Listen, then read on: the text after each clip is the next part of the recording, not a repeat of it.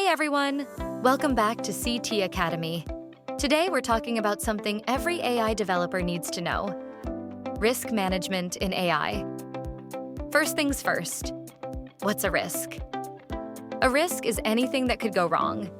In AI, that could mean bad predictions, biased decisions, system failures, or even someone misusing the AI for harm. So what's risk management? It's the process of spotting those risks early and taking steps to reduce or avoid them, like planning ahead before a storm hits. Here's how it works in simple steps. Number 1, identify the risks. What could go wrong with your AI? Is it biased? Could it leak private data? Could someone use it in dangerous ways? Number 2, assess the risks. How likely is it to happen? And how bad would it be if it did? Number 3, control the risks.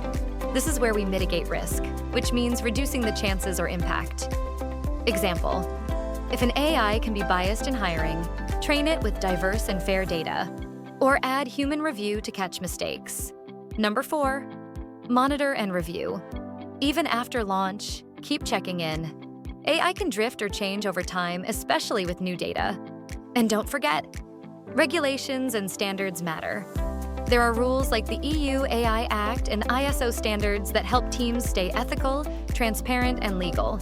In short, risk management equals plan smart, act early, and follow the rules. That's how we make AI safe, fair, and trustworthy. Want to go deeper?